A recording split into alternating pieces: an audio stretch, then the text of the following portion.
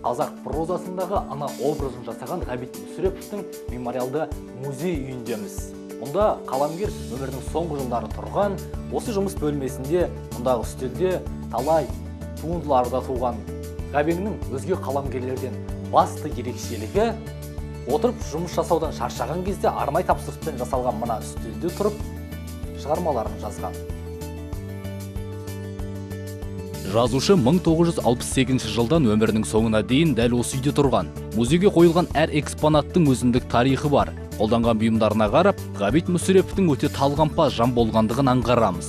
Ыдыс-аяқ жинап қоюға арналған жиһазды 1968 жылы Олжас Сүлейменовке Волга автокөлігін беріп, айырбастап алған. Жалпы музейіміз екі бөлімнен тұрады. Әдеби және мемориалдық бөлімдер. Мемориалдық бөлімде екі бөлме бар. Ол бөлмелер қонақ бөлмесі және жазушының жұмыс кабинеті.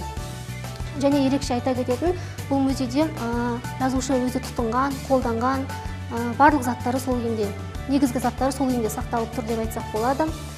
Ерекше айтатын 2000-ға жуық кітап қоры бар. Бірақ кітап қоры одан да көп болған, екі еседей. Оның тең жартысынан көбін өзінің ауылындағы кітапханасына сыйға тартқан екен. Жазушының жұмыс кабинетіндегі қос қабырғаны кітап сөрелер алып тұр. Араб елінде жасалған жұмыс үстелі мен креслоны осы үйге алғаш көшіп кірген кезде Ғабит Мүсіреповтің өзі сатып алған. Үстел үстінде тұрған заттарға кім де болса әуестікпен көз жүгіртері хақ. Сиясауыт, шылым шегетін мүштек, хрусталь күлсалғыш және көптеген бұйымдар үстел басында. Жазушылықтан бөлек Ғабит Мүсірепов заманында өз ерліктерімен көзге түскен. Ғабит Мүсіреповтің жазушылық, драматургтық өнерінен бөлек осы үлкен-үлкен ерліктері бар. Оның бірі 32 жылы 4 шілдеде Голощекинге жолдаған ашық хатын айтсақ болады. Осы хатта сол кездегі мал басының қырылуы, сол кездегі халықтың тұрмыс қиын-қыстау күндерін ашық түрде жеткізе білген. Сонымен бірге алаш сияларын халық жауы деп танып отқан тұста бейімбет жау болса, мен де жаумын деп ойын ашық түрде еркін білдіруі үлкен ерлігінің бірі деп танимыз.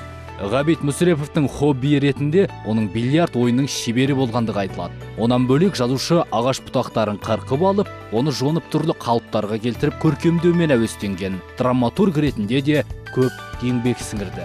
Қазақтың алғашқы фильмі Амангелді, Шоқтығы биік қыз жібек көркем фильмдерінің сценарийін жазып, қазақ киносының алтын қорына өлшеусіз үлес қосты. Ғабит Мүсірепов 1902 жылы ұлыстың ұлы күні 22 наурызда өмірге келіп, 1985 жылы желтоқсан айының 31-інде өмірден озды.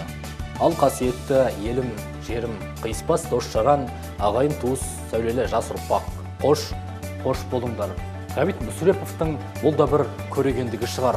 31 жыл бұрын дәл осы күні халін сұрай келген Әлжаппар Әбішев пен Мұхтар Шахановқа туған елге соңғы сөзін жазып қалдырған екен.